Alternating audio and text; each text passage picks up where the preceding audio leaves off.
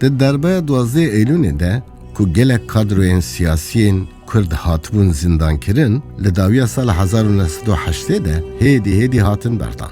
Di heman demê de PKK'yên nû pişt re hin çalakî û tevgerên nû dest pê kirin ku ev yek di nav Kurdan de kelejaniyekê nû peyda kir. Di destpêka tebaxa sala 1990 de ertêşa Iraqê dema ku Kuveytê dagir kir, qeyrana kendavê jî dest pê kir. Li ser vê yekê, Emerîka û hevpeymanên wê roja hevdeyê rêbendanê bi hêrîşên hewayî avêtin ser Saddam û pêre yekemîn şerê kendavê dest pê kir. Divê demê de bi raperîna Kurda ku 5 Adara 1991 li Ranyayê dest pê bû.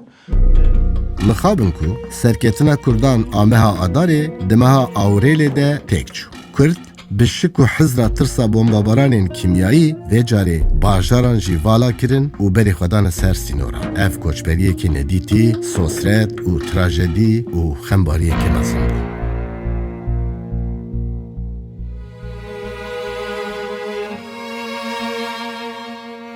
Kurd دوێ demê de li hev xwedî derketin. Yani li her çarperçê Kurdistanê jî êş bû yek. Bi hewla wî wê demê em her sê aliyên her sê kovara û hinek siyasetmedar roşenbîrên ser bixwe me civînek çêkirê me got kam karin çi bikin. Li Stenbolê civînek pêk hat. Di vê civînê de bi navê Komîteya Pêşîlêgirtina Tevkuştinan Komîteyek hat esas kirin. Komitemiz bu kurumlaşma biçimlerini tartıştı ve amacımıza en iyi hizmet edebilecek kurumun vakıf olacağı yönünde fikir birliği oluştu. Yekemîn em vî navî bi navê Kurdî tescîl bikin. Dîroka Komara Tirkiyeyê cara ewil bû di navsaziyekî fermî de peyva Kurd derbas dibe.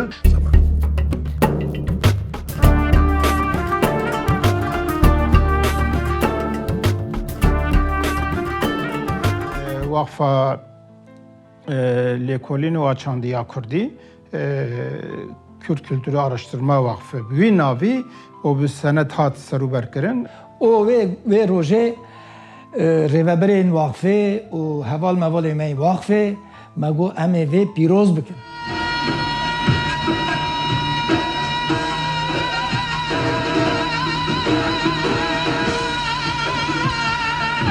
Kurdkaf qazencekê dîrokiyê ku rewşenbîrên Kurd wek diyariyek pêşkêşî gelê Kurd kirine. Îro ev qazenca dîrokî bûye malê hemû Kurdan. Her şeyi bu Kürt kelimesini oraya koyma biçiminde götürdü bize. O dönemde bu vakfı kurabilmek, bu çalışmanın içerisinde bulunan insanların gerçekten yürekli davranmalarından kaynaklıydı. Bir de bedel ödemeye hazırdı bu insanlar. Xebatê da jiyana xwe ji dest dane hene. Sernavê xwe û sernavê serokatiya dema xwe ê demam da rehmet kirine. Hemî hevalê xwe bi rêzdarî bîr tînin.